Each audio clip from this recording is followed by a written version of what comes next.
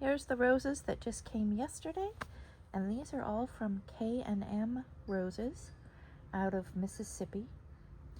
And they're about between a foot and I'd say 20 inches tall, not including the containers. And they're grafted onto Fortuniana rootstock, and the majority of them are David Austin roses.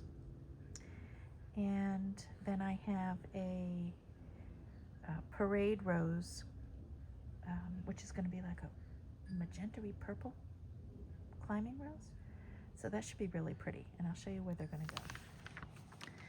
Here is the rose allée that they're going to be planted on. And I'm going to put 2 of them on each side, and it's going to be crowded, I know.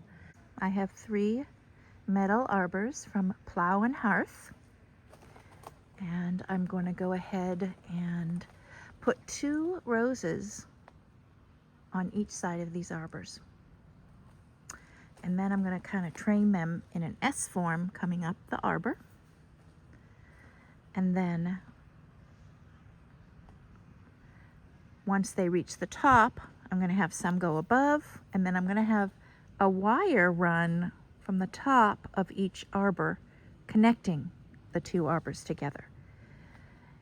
And any crowded roses that come up this way, any extras, I'm going to string up so that they come that way and form a rose tunnel.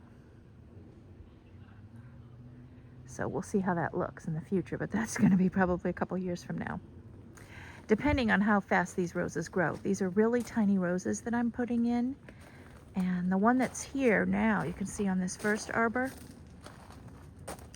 this is a 1-year-old plant, and quickly it scaled. It went right up the top of this arbor. So who knows how fast these roses are going to grow. Most of them are David Austin, so they do grow really fast, but they are a new grafted rose, so they may take longer. I haven't had an experience with K&M roses before in the past, so I don't know how fast they grow, but from these little tiny, I call them little tiny bands, I guess that's what they would be called, because they're young. I've had some come from other companies, and they do take about a year to really get established. And the plant here was an already established rose. And so in one season, it grew beyond the top of this arbor. And this is, I believe, perennial blue. That's the rose there. So I don't think they're going to grow as fast, but we'll see. But you can see how this is really, I haven't trimmed her yet this year, and I haven't trained these canes. The first year I leave the rose, let it grow. I don't worry about training it. I just want it to grow to get to length. Now I'm gonna, within the next week, I'm gonna take this off the arbor and then train it in a zigzag pattern. And I'll show you what that's gonna look like. Here's a rose that's 1 year old that I did train last month. I started clipping and training my roses a month ago, so it takes me a long time to get everything done. But this is Gertrude Jekyll, and so once I trimmed her back and then trained her, this is what she looks like now.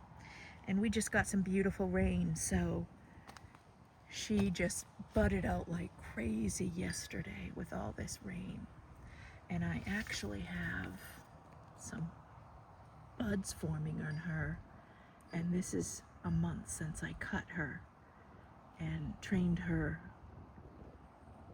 horizontal and diagonal. So that's what the roses will eventually look like, and there'll be 2 different roses weaving up each arbor like this, and then any of the extras are going to be going from the tops. I'm just going to connect the tops if they are, you know, really congested. I'll just take the extras and make them come horizontal this way. So that's my plan. But we're going to plant today, and I'll show you how I plant roses. The dirt is composted horse manure, and I mix it with a little bit of peat, a couple shovels of peat for each hole. But I've used, and in this spring, what I've done is I've topped off this flower bed with 5 yards of composted horse manure on top. And then once I plant the roses, I'll show you over here what I'm doing. I am covering them with crushed oak leaves. And these oak leaves, I pick them up with my lawnmower. I run it through a mulcher in the backyard because we have some really old live oak trees. I scoop that up and then I take them from the lawnmower because I have a bag lawnmower.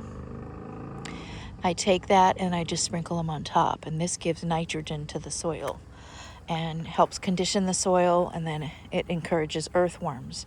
So that's what you want for your soil. So soil is super, super, super important, and it makes a huge difference. This is the rose bed here, and I have a lot of new roses in here, but I also have some established roses that are growing from last year.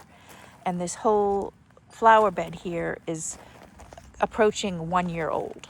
So the roses have just started to bud out for spring. And so they're doing pretty good so far. And with the rain, of course, they're gonna grow even better. I have this one that's loaded with buds already. And it's amazing what 1 day of rain does. So anyways, I'm gonna get started planting, and I'll show you how I plant roses. What I did was I made a little map of where everything's gonna go, because in the winter, when we don't do too much gardening, we sit around and dream. So this is what I did, as I think I ordered these in December, and so they just came end of February. And so I planned out where each one's gonna go, and you can see here how, let's focus it, how Bathsheba is going to be going with that perennial blue on the same arbor here, right in the middle. The little gray rectangles in the center here are the arbors. And so I'm having perennial blue, which is a teeny tiny magenta-y purple rose, complement that Bathsheba, which is that orangey peachy color. So that's where those are going to go. And then I have Evelyn here with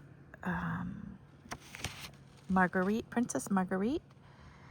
And then I have on this side, Spirit of Freedom.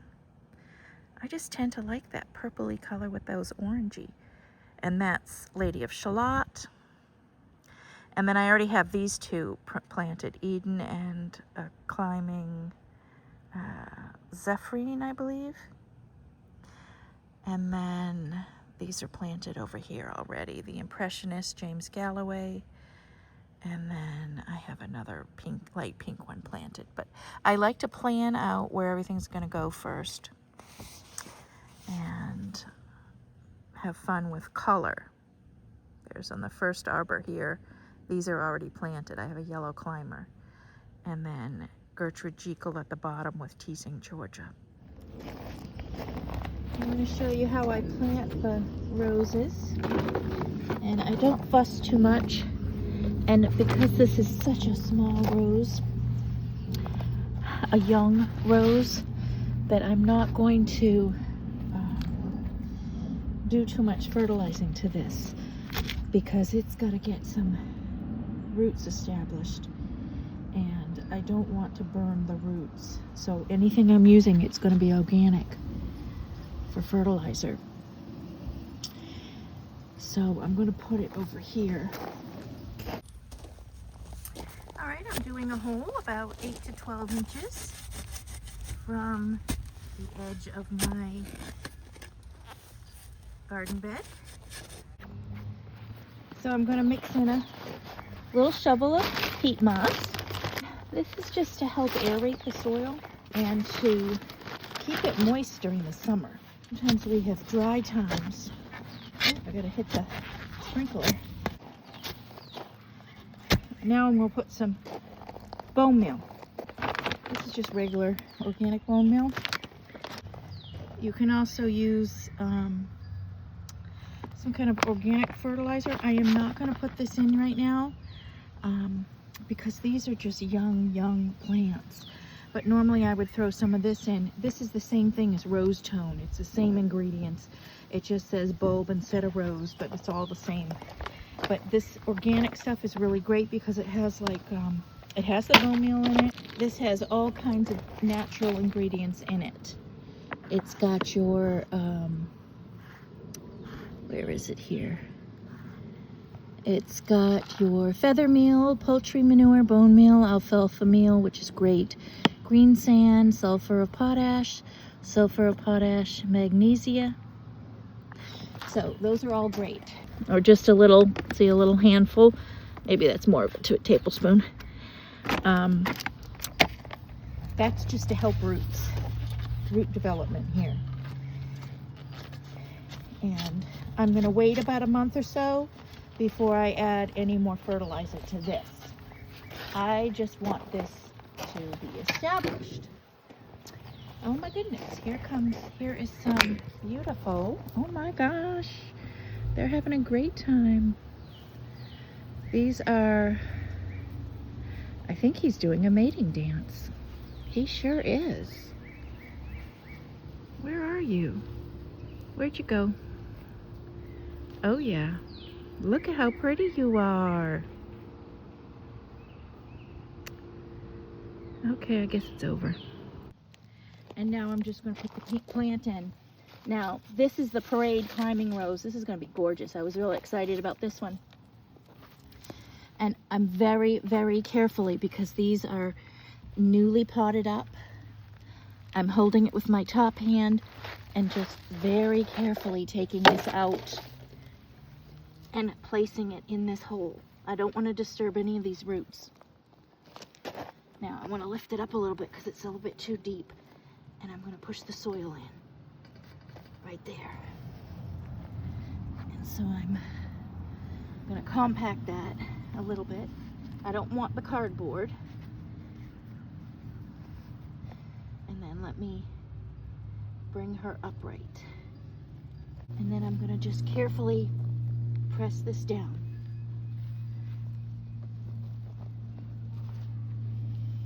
Right here. So basically I only added bone meal and some peat moss. And I want to make sure the stake is in good. And then I'm going to tie it real good to the stake. Now any of these tags and stuff I'm going to remove. And so that's basically how I go ahead and plant a rose. I now have all of the young plants planted at the base of the arbors, and I'm just going to have to mulch around them. I'm going to put a lot of oak leaves to help hold moisture in, and then I'll top it with some thicker pine bark mulch, and then we just wait for them to grow.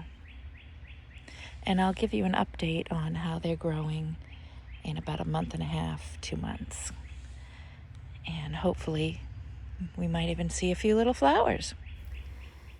And here's some images from last spring and summer of what the garden looks like. And you can see it's quite different from what it looks like now. Most of this has been cut back, and I've stripped off all the leaves, or most of the leaves of the rose bushes.